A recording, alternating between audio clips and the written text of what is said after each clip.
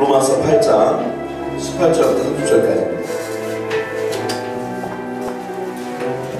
로마서 8장 18절부터 30절까지의 말씀이에요. 우리 함께 교독합니다. 제가 먼저 18절 말씀을 읽겠습니다. 생각하건대 현재의 고난은 장차 우리에게 나타날 영광과 비교할 수 없도다. 피조물이 고난하는 하나님의 아들들이 나타나는 것이니 피조물이 허무한데 굴복하는 것은 자기 뜻이 아니요 오직 굴복하게 하시는 이로 말미암음이라. 그 말하는 것은 피조물도 썩어짐에 죽음을 되어 하나님의 자녀들의 영광의 자유에 이르는 것입니다. 피조물이 다 이제까지 함께 탄식하며 함께 고통을 겪고 있는 것을 우리가 아느니라.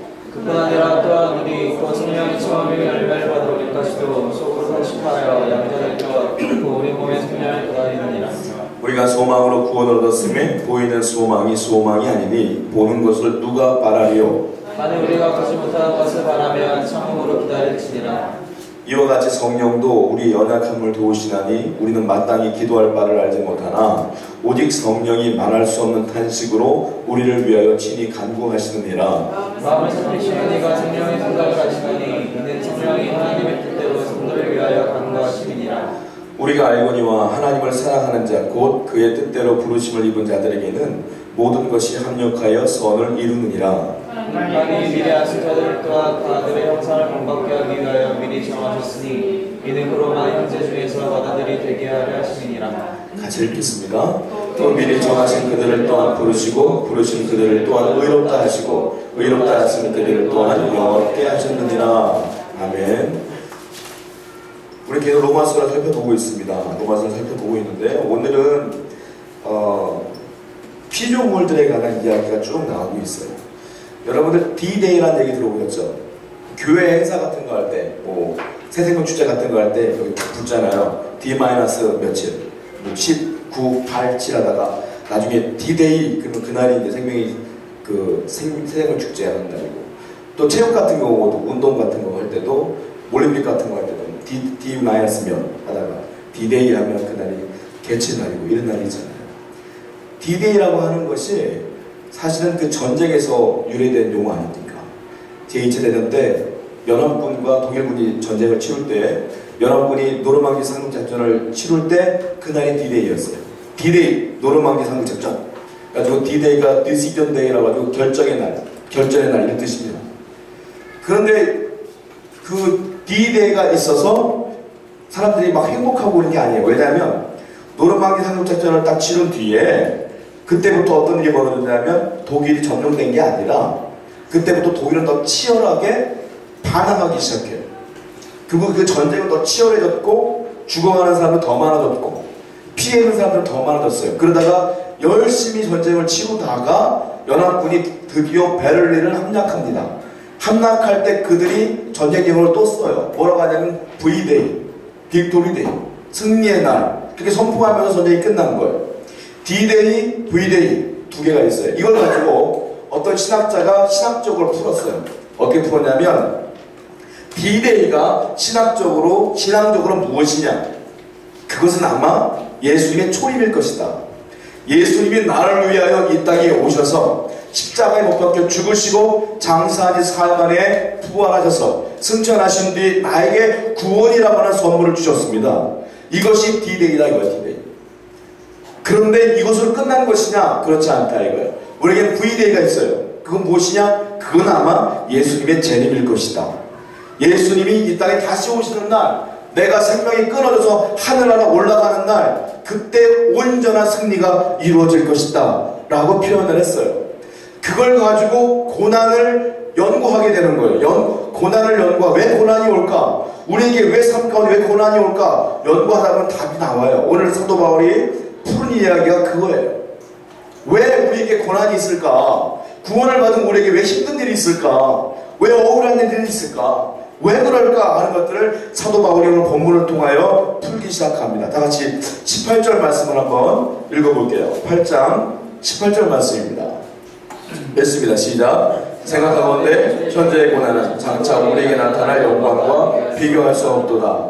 오늘 사도 바울이 말하고 싶은 단어가 두 가지가 나옵니다. 첫 번째, 고난이라는 단어가 나오고요. 두 번째, 영광이라는 단어가 나와요. 극과 극이에요. 고난, 현재의 고난, 그리고 앞으로 우리에게 나타날 영광. 현재는 고난이지만 미래는 영광. 이렇게 나오는 거죠.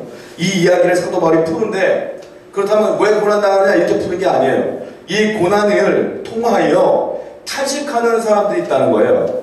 억울해 힘들어하는 사람들이 있다는 거예요. 이건 사람으로만 푸는 게 아니라 인류 모든 걸 풀어요, 사도 바울이. 자, 성경을 통해서 무엇이 고난 때문에 탄식하는지를 살펴봅니다. 18절부터 22절까지 한번 쭉 읽어볼게요. 22절까지 시작. 생각하건대 현재의 고난은 장차 우리에게 나타날 영광과 비교할 수 없도다. 피조물이 고대하는 바는 하나님의 아들들이 나타나는 것이니 피조물이 허무한데 굴복하는 것은 자기 뜻이 아니요 굴복하게 하시는 이로 말미암습니다. 그 바라는 것은 피조물도 썩어짐의 종로는 가운데서 해방되어 하나님의 나라의 영광이 자유에 이르는 것이니라. 피조물이 다 이제까지 함께 단식하며 함께 고통을 겪고 있는 것을 우리가 아느니라. 자, 첫 번째, 이 고통 가운데 탄식하는 게 있어요. 뭔지 아십니까? 22절에 나와 있어요. 22절을 눈으로 한번 보세요. 피조물이 다 이제까지 함께 탄식하며, 피조물이 탄식하며 함께 고통을 겪고 있다고 그랬어요. 피조물은 쉽게 말하면 무엇이냐면 자연이에요, 자연. 자연이 탄식한다 이 말이에요. 좀 이해가 안 되죠? 사람도 아니고 생명도 없는, 우리처럼 생각이 있는 자연이, 생각도 없는 자연이 탄식한다. 사도 바울은 이렇게 표현하고 있습니다. 그러면서 사도 바울은 18절부터 22절까지 좋지 않은 단어들을 계속 나열을 해요. 20절 말씀 보니까 허무한 단어를 쓰고요. 그 다음에 21절 말씀 보니까 썩어짐, 그리고 썩어짐의 종로는, 그리고 22절 말씀 보니까 탄식, 고통, 이런 얘기를 계속 나열하면서 결론이 뭐냐면 피조물이 탄식하고 있다는 거예요. 피조물, 자연이 탄식하고 있다. 오늘날 환경운동가들은 자연을 보호해야 된다 이렇게 얘기하지 않습니까? 여러분, 우리가 보는 자연은 아름답습니다. 정말 아름다워요. 그런데 여러분들이 오해하는 게 있어요. 표면적으로 볼 때 자연은 굉장히 아름답습니다. 꽃을 보세요. 꽃이 정말 아름답습니다. 꽃 옆에 가면 진한 꽃내음이 내 코를 자극합니다. 얼마나 좋은지 몰라요. 산에 올라가면 그 풍광을 생각해 보세요. 너무너무 시원하잖아요. 공기가 좋고, 그리고 너무 아름답고. 바다 좋아하시는 분들 바다 가보세요. 드넓은 바다, 그냥 마음이 뻥 뚫리는 것 같잖아요. 겉으로 볼 때는 자연은 아름다워요. 그런데 이걸 아십니까? 이게 원래 하나님이 만드신 자연이 아니에요. 하나님이 만드신 자연은 이렇지가 않았어요. 에덴 동산을 생각해 보세요. 하나님이 말씀하시고 아담 보고, 아담아 모든 동물들의 이름을 지어라 그랬어요. 근데 아람이 이름을 짓는데, 지금 우리가 그 자연에 있는 동물들의 이름을 짓는다고 생각해 보세요. 그냥 뭐 곤충 같은 건 지을 수 있죠. 근데 갑자기 표범이 나타난다고 생각해 보세요. 그거 지을 수 있겠어요? 도망가기 바쁘지? 근데 아담이 이름을 다 지었어요. 표범도 짓고, 넌 표범이야, 넌 사자야, 넌 호랑이야, 넌 뱀이야, 다 이름을 줬어요. 왜요? 어떻게 지을 수 있었을까요? 공격을 하지 않았을 거예요. 그냥 잘 지냈어요. 약육강식 없었어요. 그냥 행복한 것이 에덴 동산이었던 거예요. 그런데 인간이 죄가 들어옴으로 인하여 인간의 인생이 망가지죠. 그러면서 자연도 망가진 거예요. 즉 죄의 파워를 아십니까? 인간의 죄의 그 놀라운 파워 때문에 인간의 인생도 망치고 자연도 파괴된 것이, 이게 사도 바울이 말하고 싶은 이야기인 거예요. 죄는 이렇게 어마어마하다 이렇게 얘기하는 거예요. 근데 사도 바울이 말하는 것은 피조물이 탄식하고 있다는 거예요. 지금도 탄식하고 있다는 거예요. 이것을 가지고, 이 본문을 가지고 일본의 대신학자였던 우찌무라 간조가 이렇게 표현을 합니다. 여러분, 자연을 보세요. 제가 아까 서두 잠깐 말씀드렸지만 꽃이 아름답죠? 근데 꽃 옆에 가서 꽃 뒤에, 꽃잎 뒤를 보세요. 뭐가 있을까요? 진딧물이 있습니다. 눈에 보이지 않는 것들이 그 꽃잎을 갉아먹습니다. 꽃가루를 보세요. 그 안에 뭔가가 있어요. 꿈틀꿈틀해요. 나뭇잎을 보세요. 시원하죠? 와 좋다 하죠? 근데 그 나무마다 벌레들이 다 있어. 벌레들이 나뭇잎을 갉아먹고 나무를 갉아먹어요.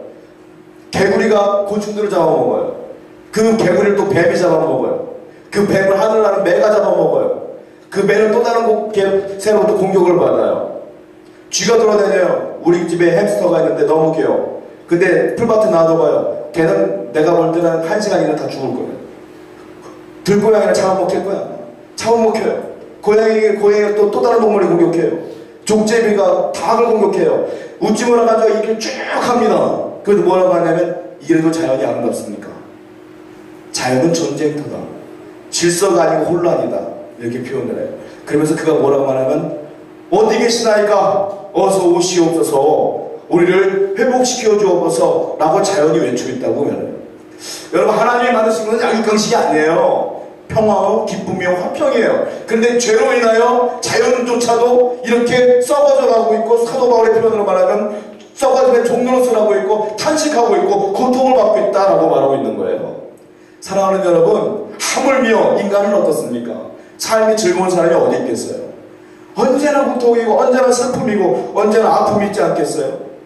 19절 말씀을 한번 보겠습니다. 19절 말씀을 다시 한번 읽어볼게요. 시작. 피조물에 고대하는 바는 하나님의 아들들에 나타나는 것이니.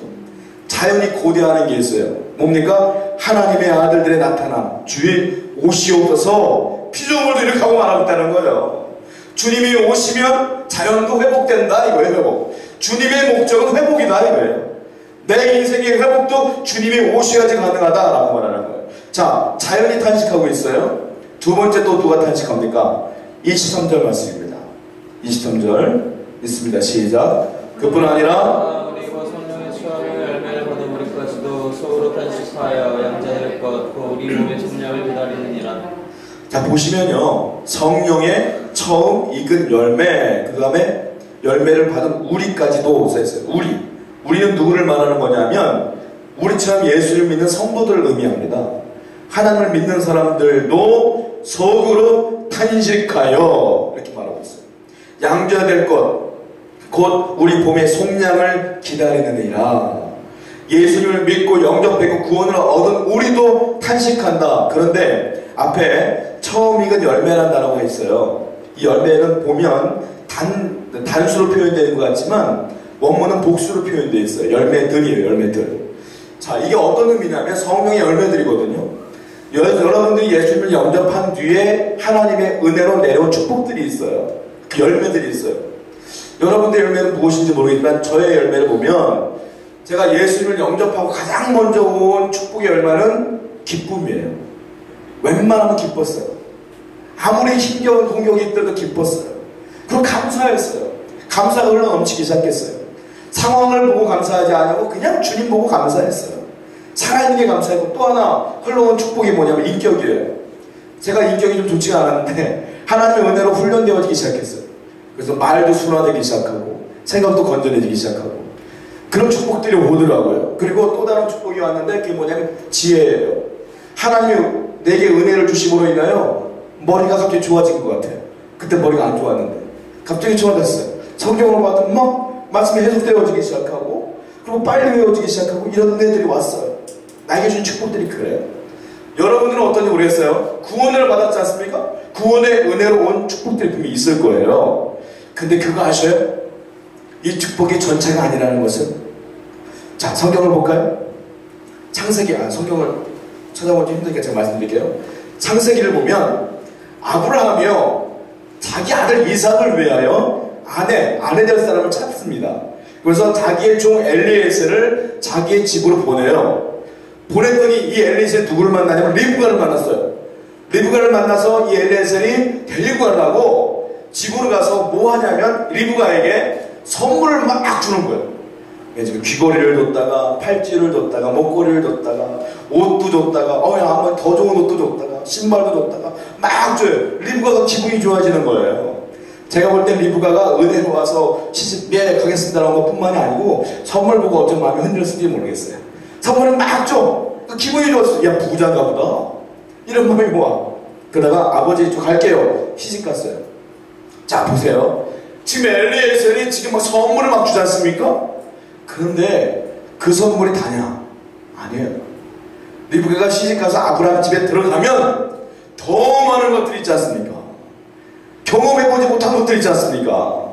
그 얘기예요. 또 하나님께서 그 모세가 정탐꾼들을 가나안 땅으로 보내요. 공략하기 전에.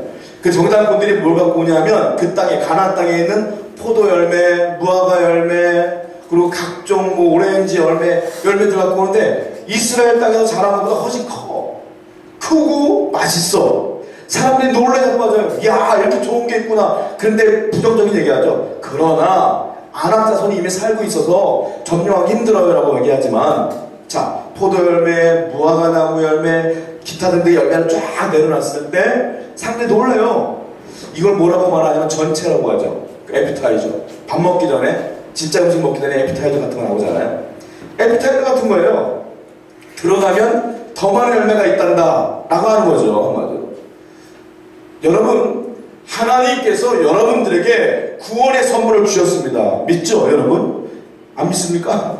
예수를 믿음으로 말미암아 구원의 열매가 왔어요. 기쁨이 있어요. 여러분이 은사가 왔단 말이에요. 은혜가 있단 말이에요. 그런데 그거 아셔요? 이건 에피타이저라는 것은 내가 완전한 구원을 이루는 그날에 더 놀라운 축복들이 기다리고 있다는 것을 여러분 기억하십니까? 이걸 모르기 때문에 슬픈 건 아직도 모르겠어요. 내가 생명이 끝나는 날, 주님이 재림하시는 날, 주님이 내게 줄 선물들은 어마어마하다는 거예요. 이걸 믿는 사람들은 그 아들을 보고 살기 때문에 행복할 수 있고 기뻐할 수 있고 감사할 수 있는 거예요. 사랑하는 여러분, 이 땅을 보지 마시고 하늘을 보시기 바랍니다. 이 놀라운 축복들이 있단 말이에요. 그런데 자, 그렇다면 이렇게 축복을 주시는 하나님, 또 다른 축복이 있다고 하네요. 그러면 이 땅을 살아가면 즐거워해야죠. 기뻐해야죠. 그 축복을 누려야죠.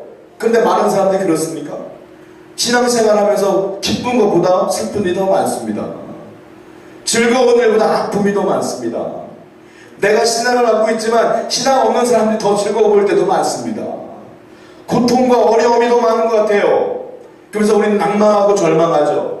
그렇다면 왜 고통이 있나요? 왜 슬픔이 있나요? 우리에게 왜 아픔이 있나요? 30절 말씀을 한번 봅니다. 30절 말씀이요. 시작. 또 미리 정하신 그들을 또한 부르신 그들을 또한 의롭다 하시고 의롭다 하신 그들을 또한 영원롭게 하셨느니라. 제가 말씀드렸어요. D-Day는 노르망디 상륙작전인 거예요.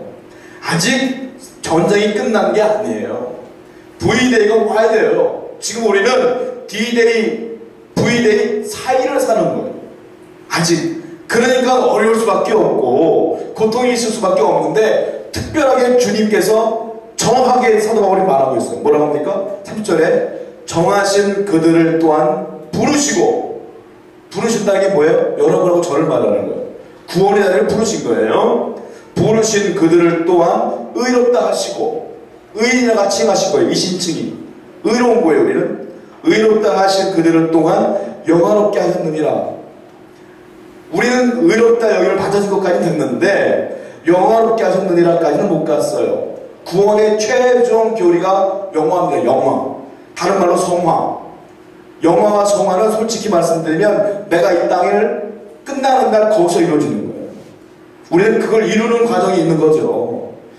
이건 간단하게 3단계로 얘기했지만, 자, 생각해보세요. 하나님을 전혀 알지 못하는 사람이 예수님을 영접하는 것 과정을 생각해 보자고요. 자, 어떻게 영접했어요?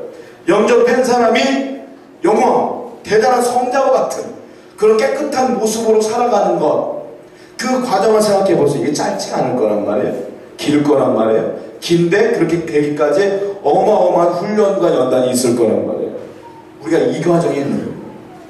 그러니까 우리는 언제나 고난과 역경과 고통 가운데 있을 수밖에 없는 거예요. 자, 그렇다면 도대체 이 영화가 무엇이냐는 거예요. 영화가 무엇이냐, 성경을 한 번 더 쳐다봅니다. 29절 말씀입니다. 29절 시작. 하나님이 미리 아신 자들로 또한 그 아들의 형상을 본받게 하기 위하여 미리 정하셨느니라. 뭐예요? 그 아들의 형상을 본받게 하기 위하여, 예수님 닮게 하기 위하여 우리를 정하신 거예요. 그리고 우리 영화가 뭐냐면 예수님 닮는 게 영화인 거예요. 한마디로 이 예수님 닮게 하기 위하여 하나님은 우리에게 고난을 주시는 거. 왜? 예수님 닮기 쉽지가 않습니다. 요새, 다윗, 모세, 아브라함, 여호수아, 성경에 나온 모든 인물들은 주님의 형상을 닮게 하기 위하여 주신 게 뭐냐? 고난이에요. 고난을 통하여 사람들은 인격 수양이 된다고요. 겸손해진다고요. 하나님은 나를 예수 닮게 하기 위하여, 영화롭게 만들기 위하여, 이 땅에서 그렇게 살게 하기 위하여 어려움을 주는 거예요. 그러므로 모든 신앙인들에게는 하나님의 뜻대로 고통이 있다 이거예요. 이 고난을 믿음으로 이겨야 되는 것이 우리의 사명이에요. 여러분, 고통 가운데 지지 마세요. 패배하지 마세요. 사단은 고통을 오해시켜요. 너 힘들지? 하나님이 너에게 주는 저주야. 괴롭지? 그 사단이 주는 가만히설입니다. 원래 고난과 고통은 하나님 나를 주님답게 하기 위한 축복의 통로인 거예요. 이기시기 바랍니다. 사단에게 지지 마세요. 하나님의 은혜로 우리는 어차피 이 땅을 힘들게 어렵게 살아갈 수밖에 없는 존재들이에요. 그런데 이것이 끝나는 날 하나님의 은혜가 기다리고 있다. 이걸 가지고, 믿음을 가지고 살아가시기 바랍니다. 또 다른 이유가 있죠.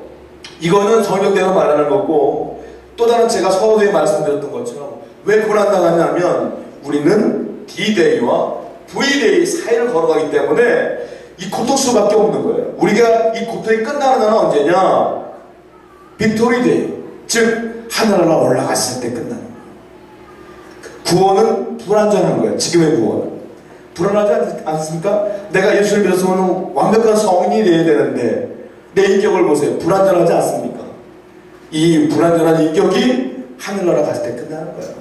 그러니까 우리는 주님의 형상을 담기 위해 고난을 당한 것도 있지만 구원이 아직 불완전하기 때문에 고난을 당한 것도 있는 거예요. 그러니까 고난은 하나님 나 미워하나? 내가 죄졌나? 이러는 게 아니에요, 여러분. 그럴 필요가 없는 거예요. 원래 하나님의 뜻은 내가 이 고난 가운데 성숙해지기를 원하시는 거예요. 이걸 믿는 여러분들에게 축원드립니다. 23절 한번 다시 한번 볼게요. 23절 시작. 이뿐 아니라 또한 우리 성령의 처음의 열매를 받은 우리까지도 속으로 탄식하여 양자될 것 우리 몸의 성령을 기다리느니라. 예, 그렇습니다. 우리 몸의 구속을 기다리느니라. 이게 뭐예요? 아직 우리 몸의 구원이 이루어지지 않았다는 거예요. 우리 영혼의 구원은 이루어졌으나 몸의 구원은 아직 이루어지지 않았다. 이 사도 바울이 얘기하는 겁니다. 자, 우리가 성경을 다시 한번 읽습니다. 26절 한번 읽었던 거 다시 한번 읽어볼게요. 시작. 이와 같이 성령도 그 연약함을 도우시나니 우리가 마땅히 길바를 알지 못하나 오직 성령이 말할 수 없는 탄식으로 우리를 위하여 친히 간구하시느니라. 자, 세 번째는 누가 탄식하느냐? 이와 같이 성령도 우리의 연약함을 도우시나니 우리가 마땅히 빌바를 알지 못하나 오직 성령이 말할 수 없는 탄식으로 우리를 위하여 친히 간구하시느니라. 누가 탄식합니까? 성령님이 탄식합니다. 자연이 탄식했죠. 성도가 탄식하죠. 그리고 성령이 탄식합니다. 성령이 죄를 졌기 탄식합니까? 아닙니다.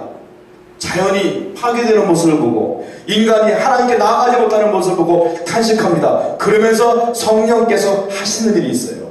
탄식으로만 끝나는 게 아니에요. 뭐라고 써있습니까? 지금 읽은 말씀의 마지막에 우리를 위하여 친히 뭐요? 간구하시느니라. 기도하시느니라. 할렐루야. 성령님은 내가 죄짓지 않도록 하나님 곁으로 가게 하기 위하여 나 대신 지금도 옆에서 기도하고 계신다.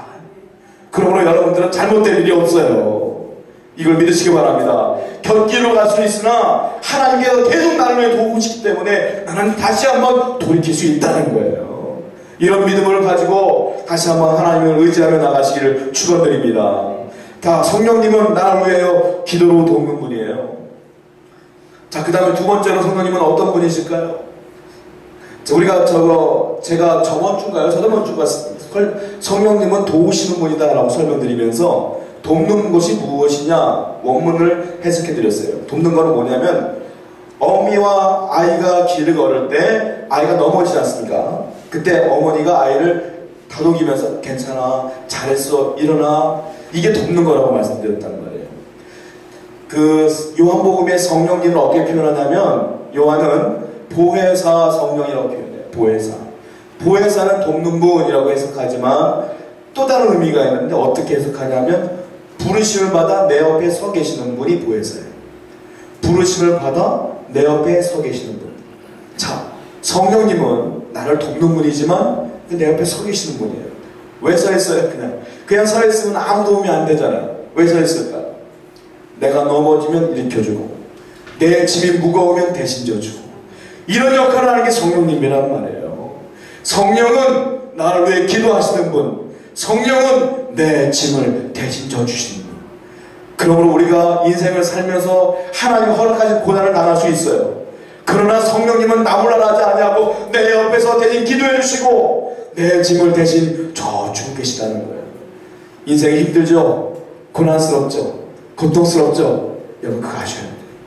내가 운전하는 이 옆에 성령님이 계십니다. 내가 일하는 그 옆에 성령님이 계십니다. 내가 억울할 때, 당할 때, 힘들 때 성령님이 내 짐을 대신 져주십니다. 이거 지면 내가 죽을 것 같으니까 덜 지게끔 하십니다. 도대체 왜요?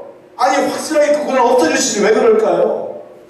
이 문제를 가지고 영국의 한 작가가 숨어 계신 하나님이라는 수필을 있었어요. 하나님은 숨어 계신다. 그러면서 어느 날 이걸 깨달았어요. 여인이. 외국 사람들은 아이랑 잠을 잘 안 자죠. 아이 방에다가 침대에 눕혀놓고 본인은 자죠. 근데 저도 이제 애를 키워보니까 갓난아기 때부터 애를 끼워놓으면 막 울고 난리도 아니에요. 정신없어요. 그러다 보니까 우리 한국 부모들은 그냥 껴안고 자고 옆에 안고 자고 그러니까 얘들이 지방에서 잠을 잘 못 자요. 우리 둘째도 지방에서 잘 잠을 못 자요. 꼭 옆에 누가 있어야 자요.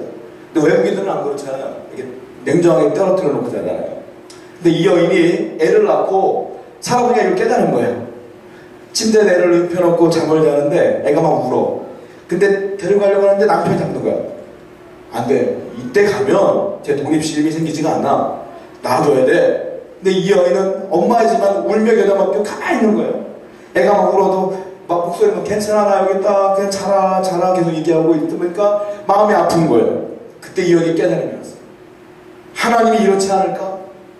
내가 막 울며 죽을 것 같이 괴로워하는데 하나님은 안타까우면서 내가 스스로 일어나기를 기대하면서 옆에서 목소리만 들려주는 건 아닌가? 내가 여기 있다 괜찮다 하나님은 숨어 계시는구나. 의도적으로 숨어 계시는구나.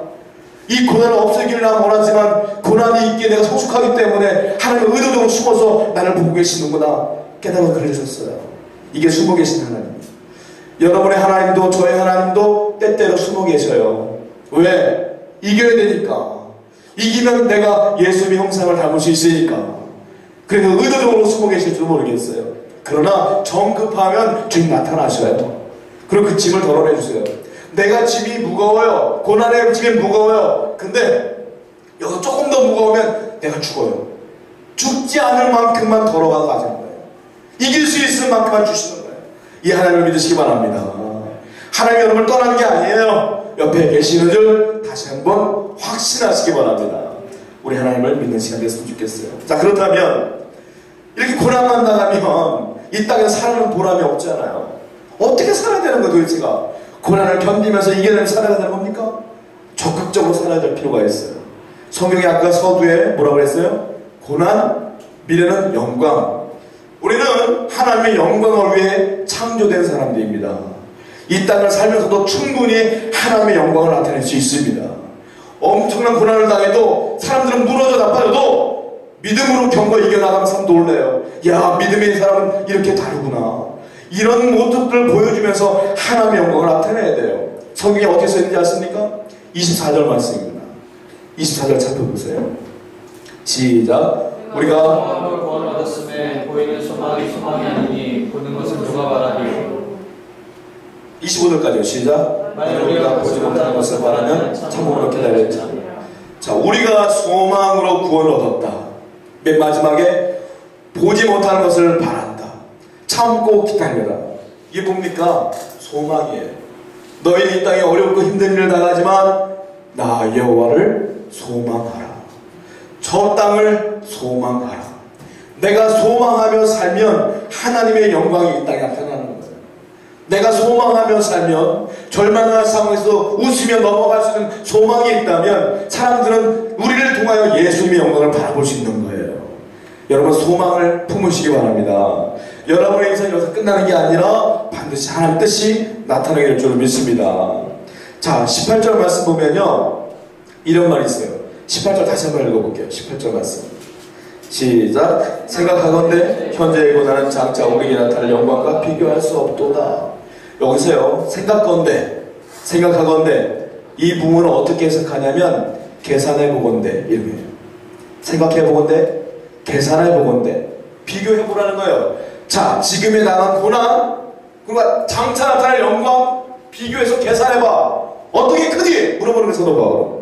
뭐가 큽니까? 나타날 영광이 크다 이거예요. 그러니까 너는 충분히 이길 수 있어. 이기고 남아 이 말이에요.